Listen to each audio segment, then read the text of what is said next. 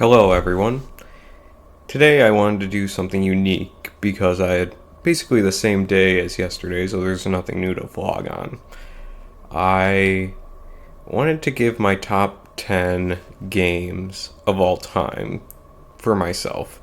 These are mostly the most impactful games on my life and the most memorable. They're not necessarily the ones I've had the most fun with, though most of them are. I wanted to start this list off with Star Wars Battlefront 2, specifically the version for the PS2, which I played with a friend of mine for countless hours during my childhood. My mom would not allow me to play any shooter games, but because it was a Star Wars game, I kind of got around that because it was just lasers and swords and there theoretically wasn't any blood or whatnot. I played the death out of both Battlefront 2 and Battlefront 1. In fact, I think I might prefer Battlefront 1 a bit more because of the neutral factions in it on some of the maps. But me and my friend played those games to death. Basically, from like the time I was in second grade all the way to the time I was in almost halfway through middle school, seventh grade, maybe sixth grade, we played those games. And we knew like every map. I still know every map like the back of my hand. And they were just so good. It's probably my most played shooter of all time, and really it was the first game where I kind of went out of my shelter zone as a kid to things that not necessarily would be within my childhood viewing or within my peripheral. I'm not saying I was a super sheltered kid, but there were certain things, particularly where violence was concerned, that my mom would try and not let me watch, which is not true for my younger brother Ben. But Star Wars Battlefront 2 was the loophole that really opened up that friendship I had and also allowed me to kind of get out of my shelter zone. And that is my number 10 game. My number 9 game is PlanetSide 2. PlanetSide 2 is a first-person shooter MMO, and it was released in 2012 with 3 factions to choose from, and each of the 3 factions in this shooter had unique aircraft, unique tanks, and unique weapons on all the infantry units. And the gist of the game was that there's a hex map, and each hex is a King of the Hill map, and there were supply lines from hex to hex, so you could only go in certain directions and move your army from place to place. And all the armies were controlled by what are called outfits, which were groups of hundreds of players, depending on how big they were, organized into voice calls of 48 people called a platoon. And they would just essentially play King of the Hill map after King of the Hill map on a massive grid for days on end until someone won the war. And the scale of the game for something released in 2012 was insane. It was so cool, and I wanted to play it so badly, and my laptop could not handle it. And because my laptop could not handle it, I basically saved up money for 5 years just to get a desktop to play this one game. And that journey of getting the desktop, I attribute much of that to the reason I even became interested in tech at all, and mostly why I'm an engineer, if I did not want this PlanetSide 2 game, which I was, as a child, I should have mentioned this in the last number, but I was really, really into Star Wars, so I loved Battlefront 2, and I thought PlanetSide 2 would be, like, to me, it was, this is the Star Wars / sci-fi game of my dreams, where it's a continuous King of the Hill map for days on end with thousands and thousands of players all fighting across one continent, one giant map simultaneously, where you could travel in a vehicle from one end of the map to the other end of the map, and it would take 20 minutes, and you would encounter hundreds of players as you just flew over it and maybe got shot down. That was... It was spectacular. It was ahead of its time, but unfortunately never really caught... Well, it did catch on. It got featured by a number of streamers and a number of websites, and it had a lot of hype behind it, but it could never really figure out its development scheme and how it was going to move forward. And ultimately, while it is still online and you could still play it today, it is a shell of its former self, really. And I always say, if there was any game that could be brought back now, or if I could buy a game and bring it back now, a video game, this would be it. This is the one I think could do really well in a modern environment if it was revived. There's nothing like it on the market. It is still the only game of its kind, and I highly encourage people to look up PlanetSide 2 just to see what it was and to watch old videos of how it worked. Because it's incredible from a game design perspective. They almost had it, but they didn't hit the nail quite on the head.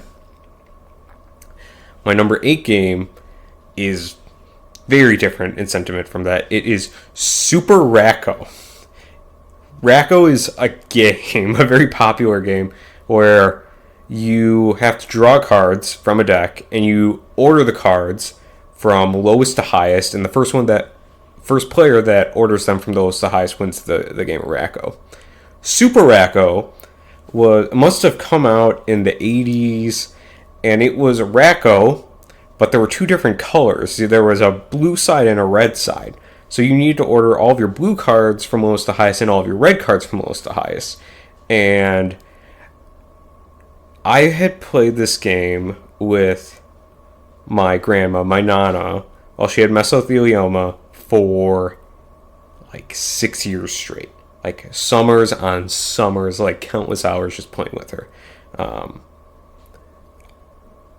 This was the game I played, and ultimately she did pass after a very long battle with mesothelioma. But this is the game, during that long fight, I was constantly playing with her. And this was the game I played with her. And it's almost like daily during the summers. Like, this was my summer childhood of middle school and summer. Like, most of my memories are playing Super Racco with my Nana and swimming and going out of the pool and playing more Super Racco on loop. I didn't have a summer job. I just spent time with her. And it was very meaningful time. And I will never not remember Super Racco as part of it. It's a very important game to me. And it's not like I said, it's not a particularly fun game. That's not why it's on the list. It's just very impactful to me, and I have a lot of memories with it. A lot of meaningful memories, so I need to include it here. You might be asking, if that is your number 8 game, what are the rest of your games going to be? Because that's kind of hard to top. Well, my number 7 game is Kingdom Hearts 2, which you might attribute to just being a good game for some people or a very impactful game on people's lives. Kingdom Hearts 2 and its detractors, I agree with most of their points. The intro, while I think it's one of the best intros of a game ever now, it is extremely slow. It's a very slow intro. It's very long. The pacing of some of the game, especially going back and repeating all the worlds a second time, can get a little tedious, and it does follow like the Disney plots of each of the worlds, like beat for beat, which is a little boring. But the most important thing about this game was subtitles. Because in first grade, when I was diagnosed with diabetes, I was reading the Magic Treehouse books, and I was told, you can't read the next book because we're going to read it in class. And we never read it, and I got diagnosed with diabetes, and I had I still kind of have pretty bad memory loss from around that time. And I did not, like, a lot of the things from kindergarten and first grade, I did not remember even back then. And what helped me retain my literacy, like literally kept me reading, was Kingdom Hearts 2 because of the subtitles on the game. So I really attribute Kingdom Hearts 2 with most of my reading comprehension skills and my ability to still read and still academically process, which, I mean, I think has been pretty important to my life. So I really am grateful for Kingdom Hearts 2 for that, even if the story is very cheesy and, you know, it is Disney, it is childish, and there are parts that drag. Just the fact, what has contributed to my literacy in my early life, I need to put it up here. So, yeah, there it goes. Number 6 is probably less significant than the other two to my life, but not in terms of the people who I was with. So it is Advanced Dungeons and Dragons. So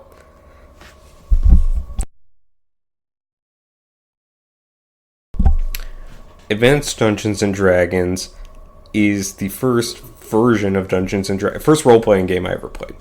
And it was run by someone in high school who I had met in a chess club. And I almost put chess up here in place of Super Racco, but I didn't.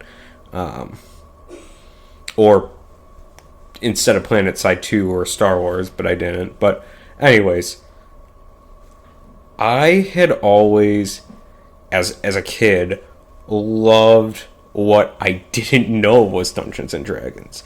So, for example, there's a lot of media that is D&D inspired or fantasy inspired that really draws on D&D.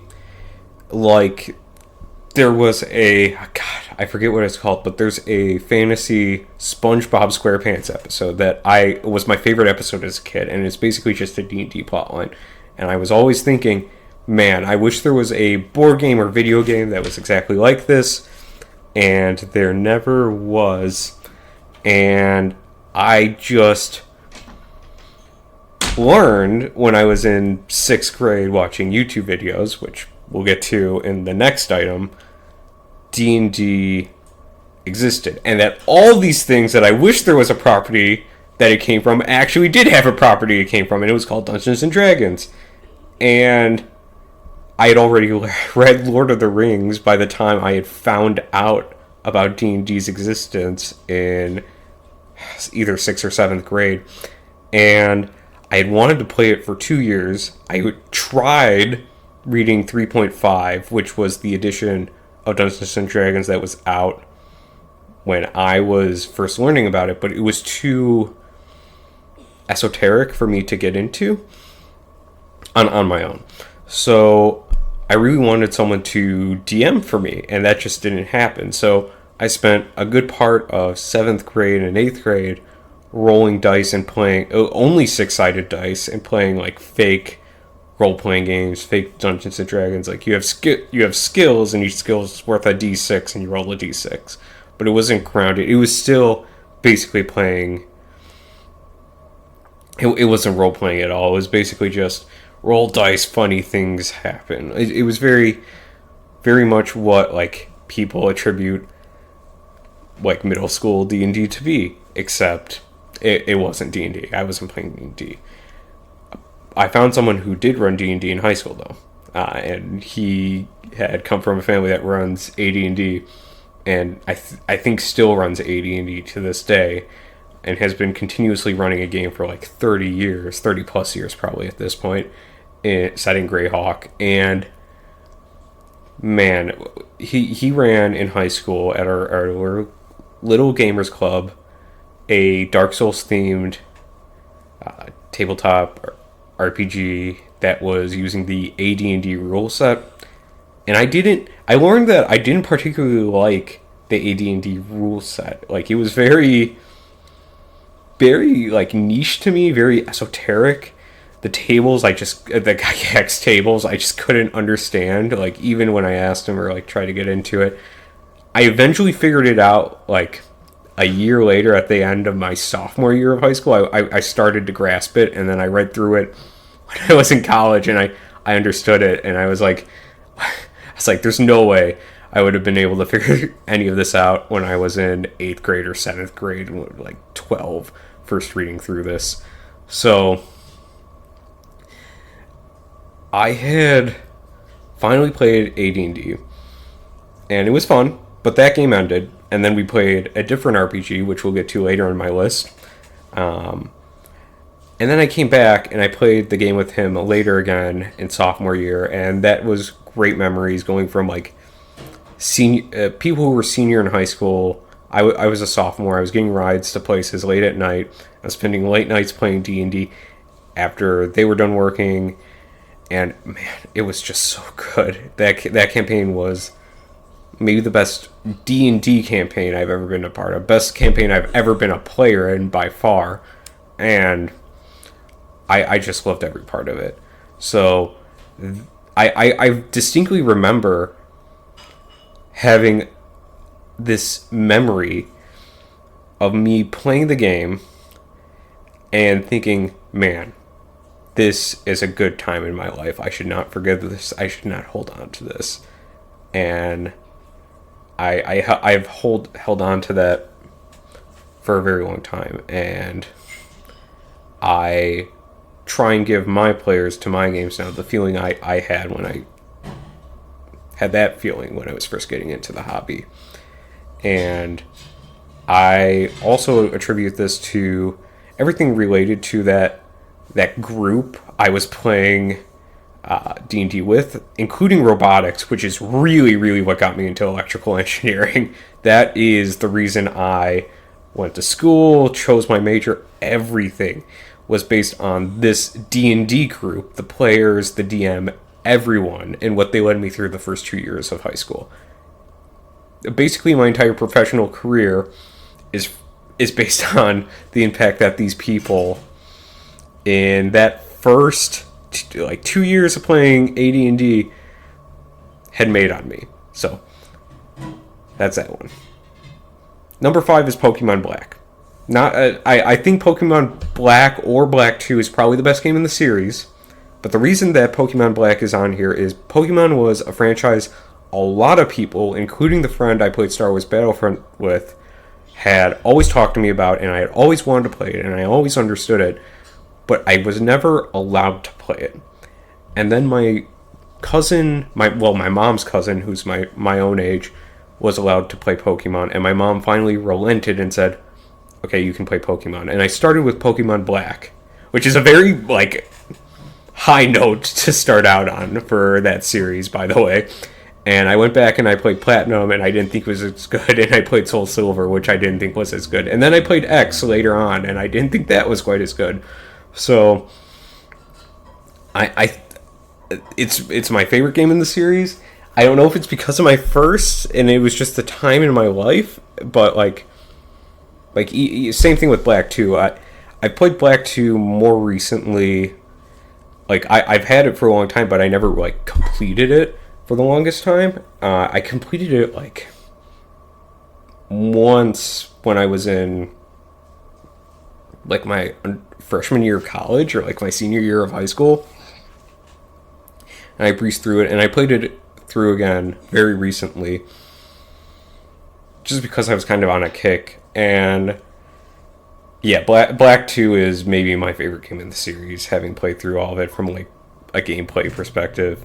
I really like Black 2 probably more than Black, but Pokemon Black was the game that introduced me to the internet.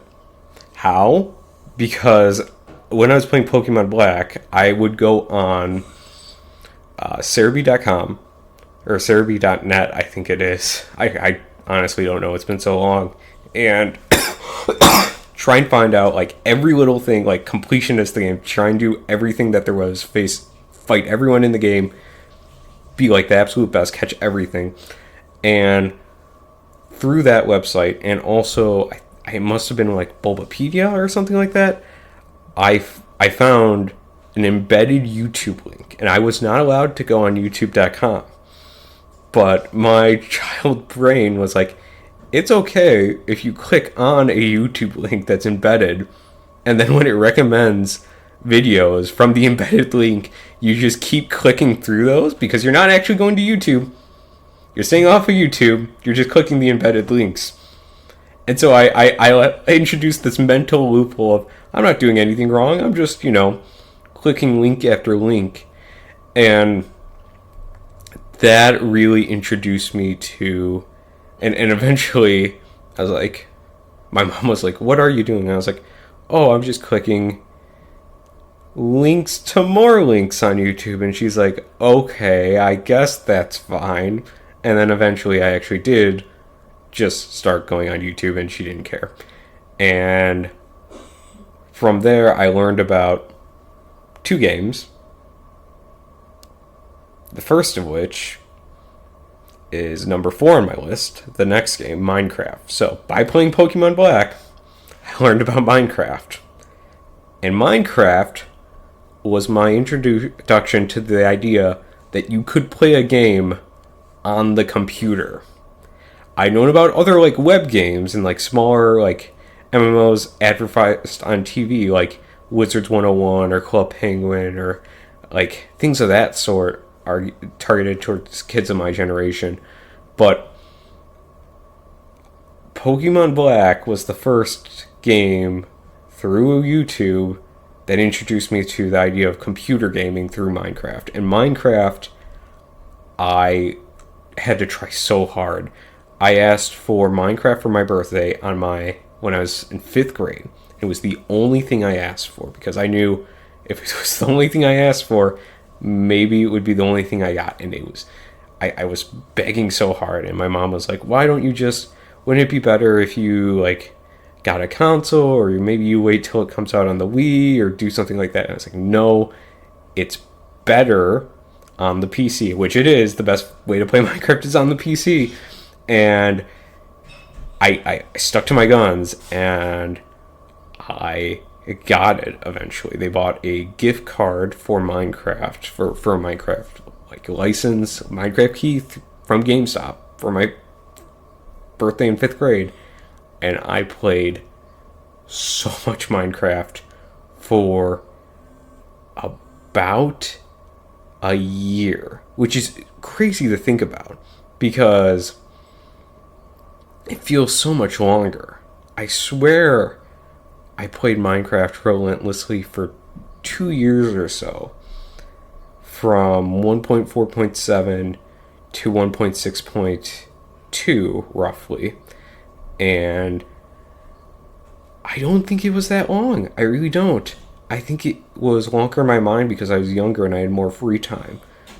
Granted, almost every waking hour I had was spent watching Minecraft videos in the background while playing Minecraft at like 5 to 15 FPS. Like, it was really bad.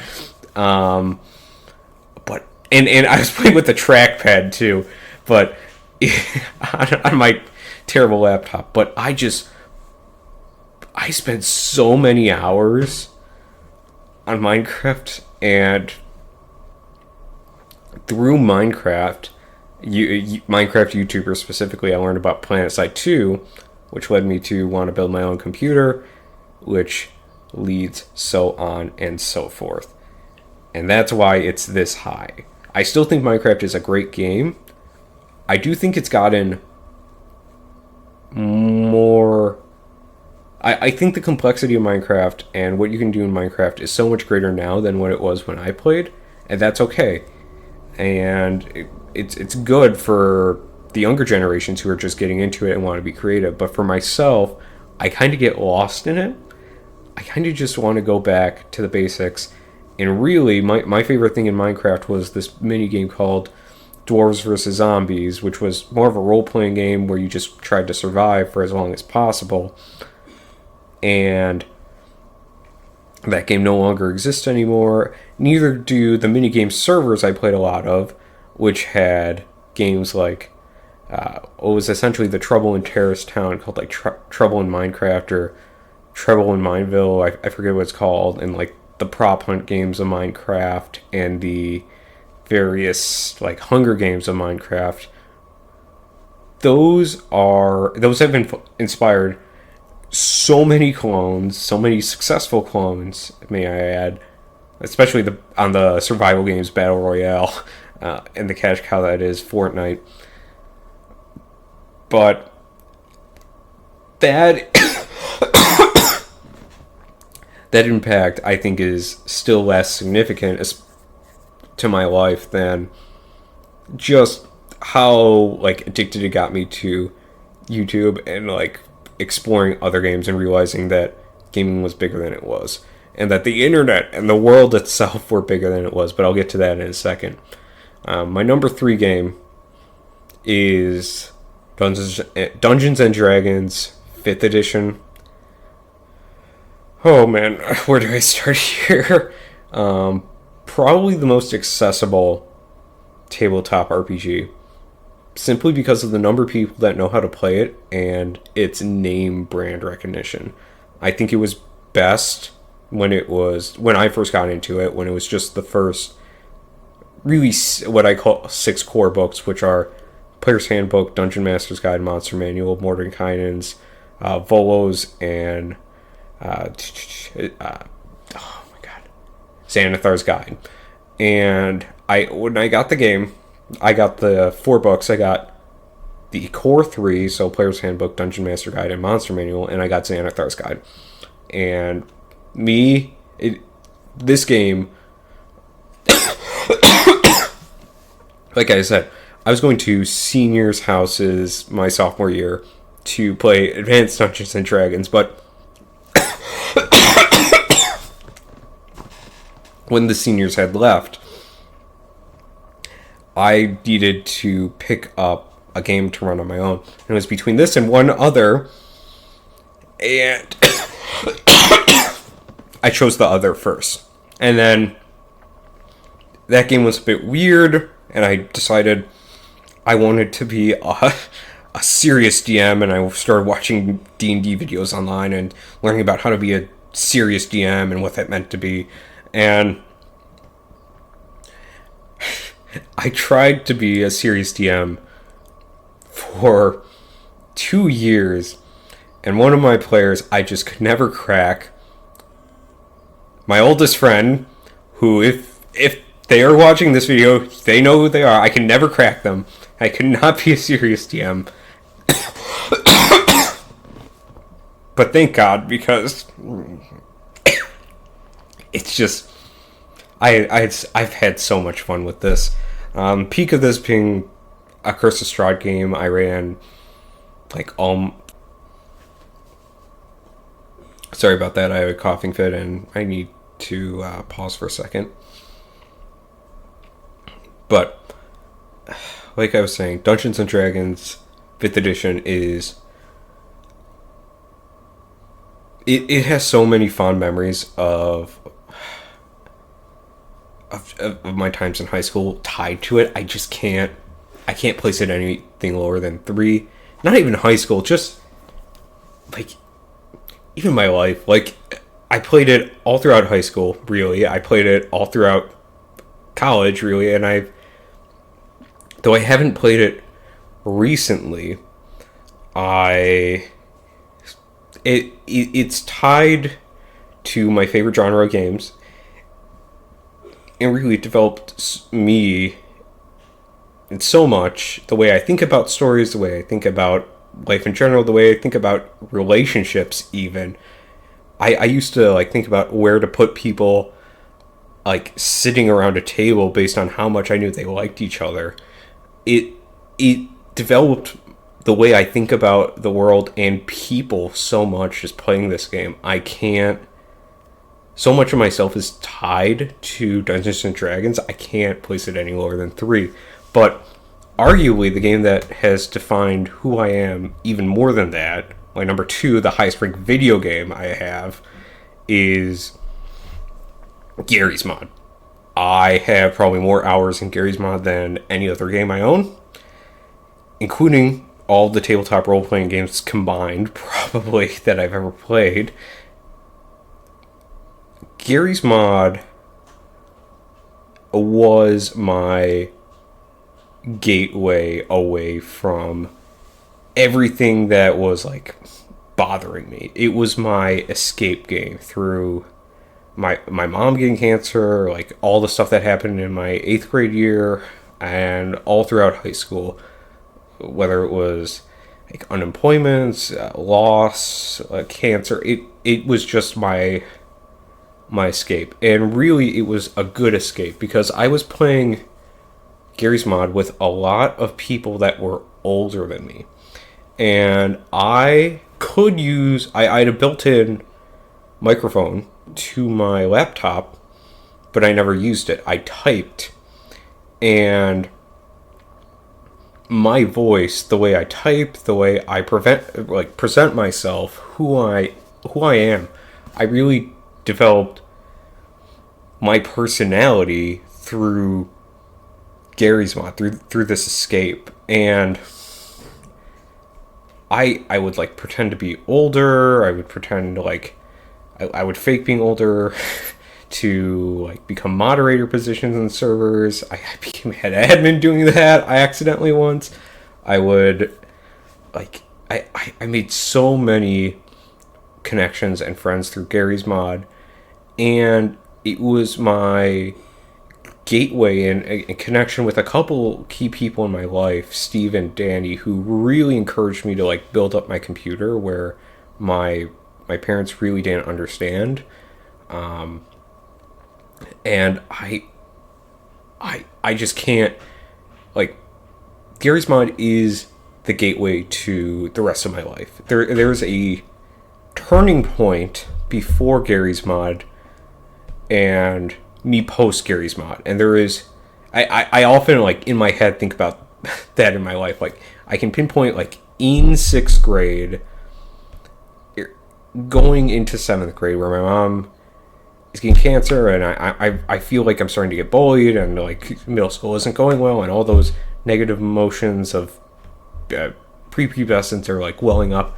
I can pinpoint the exact moment Gary's Mod shifts who I am, and I will always be thankful for the impact it's had to my life and the people I met there and the connections I had and how much fun I spent on that one Trouble in Terrorist Town server, which I probably have spent more hours in that single server than the rest of like my tabletop gaming experience combined. I love that game. I'm sad that it's no longer like relevant, but it was just a perfect moment in time for gaming. Gary's Mod from like 2012 to 2016. It was just perfect. It was, I would say, like the combined, in my mind, it is the combined peak of the developing internet. Like, I know people will point to for MMOs and online communities like World of Warcraft and YouTube developing. I think the peak where we truly hit like a calm culture before we get into like brain rot territory and COVID hits is Gary's Mod in like 2016. It was just something else, and the amount of creativity that was in every map and everything that was coming out, coming from us, the players, the people of that community, was genius. And I know people will point to Roblox today as a similar thing. That may be the next generation's Gary's Mod, but there was something to the Source engine itself that was a bit, I mean, is inherently a bit more adult maybe than Roblox. And it was something just about the feel of it that was just so incredible. I'm going to stop waxing poetic about that, though, and go to my number one game of all time, which is Game World 4th Edition. Game World was the first tabletop art. So, backing up a bit. I played D&D, and I didn't really like it. Didn't really... Like, I had fun, but it wasn't necessarily my game of the future. It wasn't what I imagined the progenitor of all the games and content that I liked, like role-playing games and otherwise, leading back to. Gamma World was all that and more. Gamma World 4th Edition is a proto D20 system. It was made just before TSR was bought out by Wizards of the Coast, and they were just starting to get all of the D20 stuff in line, which really makes it more accessible. And there is so many wacky, fun things in Gamma World. The ability to play plants, the ability to play sentient animals, the mutation system, which is fairly random. It all felt so much more magical, so much more random than what AD&D felt like, which was very structured, very logical, very optimized. You could really optimize in AD&D and play it in a certain way where you became all powerful. The will of the dice to tell a story, the will of the dice to provide sadness, the will of the dice to have fun. It is so magical in Gamma World. Everything you do is funny. Everything you do is filled with whimsy. It's point by point my favorite RPG, even if the rulebook doesn't always agree with itself, and maybe the rulebook is even poorly written, I would say. I love Game World 4th Edition. Particularly, I want to highlight my senior year of university is maybe the peak of my gaming experience. I had a group for Game World. Started out with 3 players, one of which I had never even met before going into it. It was my 2 roommates and a freshman who was 3 years younger than me that I never met before. And just game by game, that group of people meshed so well that they were the best. It was immaculate. It was the best party I've ever had. And then midway through the year, I added a 4th person, and he matched everything just as well going forward even after that. It was an immaculate party, an immaculate game. I remember vividly, like, almost everything that happened in that game, front to back, and we played nearly, I think it was depending on how you count the final session, it was 11 total games over the course of about 6 months to a year, again, depending on how you count the final session. And everything was just so fun. We couldn't stop laughing. We couldn't stop having fun playing that game. I would not give any moment of that experience for any other of these games on my list, with maybe the exception of Super Racco. It was the last time I really had with my oldest friend, my best friend of nearly 18 years, and I wouldn't give any of that time for anything else. I truly miss playing Game World. It's gotten to the point where almost any game I play,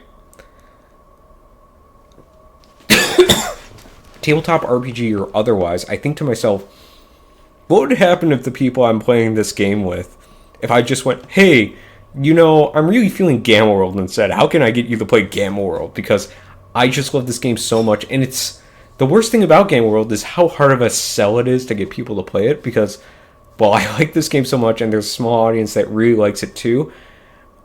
I think it's just a hard sell for people. especially because it's very. People may look at it as a very basic version of D&D. There's the spells aren't as well defined, which I think is a good thing. The rules aren't as elaborate for every given possible situation you can think of, which I also think is good. And both of those contribute to an overall sense of the DM having to do a lot of prep work to define the world and the setting in the game and what type of fun can we have, which I really like because it allows for a lot of flexibility. And the first even chapter of the book says there's two ways to play it: wacky and wahoo, or like grim and serious. And leaving that up to the player and giving the player that much flexibility to do it, while also defining a clear enough rule set to allow all your players to feel like it is a fair game for the most part. It's a really tight, like, it's a really tight balance, and I really, really, really wish more people would play it. But it's an older game. You can only get through drive-through RPG reproductions, and if you have a chance, if you can take anything away from this, it's play Game World 4th Edition. Well, this is a very long one, but I don't regret any of it. So, I'll talk to you tomorrow. Thank you for listening. Goodbye.